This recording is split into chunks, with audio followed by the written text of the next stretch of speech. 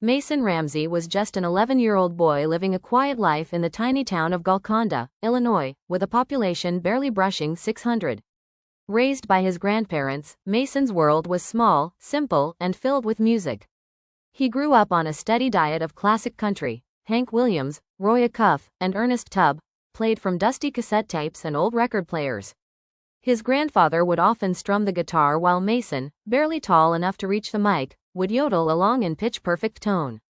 He'd sing at local church functions, at the nursing home on weekends, or sometimes just on the porch, with cows grazing nearby and cicadas humming in the background.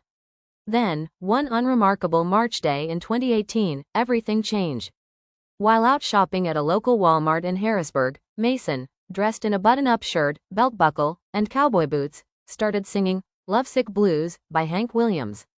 A customer happened to be recording the video. A 1-minute clip of a skinny boy yodeling his heart out next to the toilet paper aisle was posted online. And within 48 hours, it exploded. Millions of people saw the clip. Celebrities tweeted it. Memes spread. Yodeling trended for the first time in digital history. Overnight, Mason went from local kid to viral internet star. His voice, sharp and strange and soulful, echoed across the feeds of millions who didn't even like country music. People didn't just laugh, they were moved.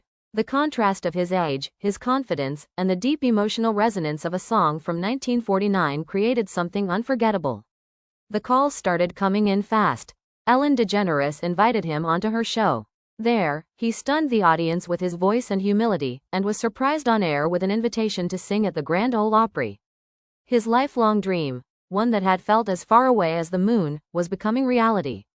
Mason cried. His grandfather stood backstage, weeping too. And then came Coachella. The same boy who sang in a Walmart just weeks earlier walked onto a stage in California, bathed in neon lights, and performed to tens of thousands of festival goers, side by side with DJ Weathen. It made no sense, and yet it made perfect sense. The crowd, initially puzzled, erupted. They screamed the lyrics, they yodeled back, they jumped in unison to a song none of them had heard 3 months before. Record labels couldn't ignore the buzz. Mason signed with Atlantic Records and Big Loud, releasing his first single, Famous, which cracked the Billboard Hot 100.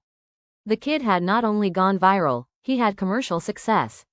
He was booked at shows, appeared in commercials, collaborated with Lil Nas X, and even had a cameo at the Grammy Awards during a remix performance of Old Town Road. Despite the whirlwind, Mason remained grounded.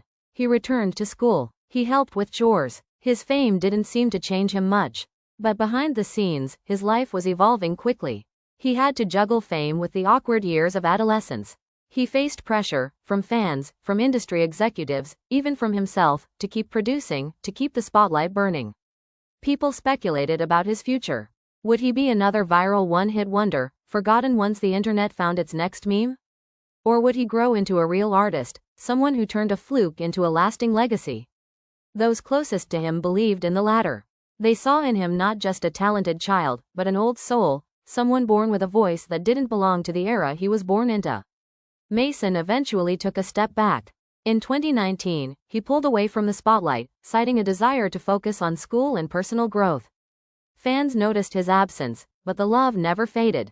When he re-emerged a few years later, a little taller, a little more mature, the internet welcomed him back like a long-lost friend.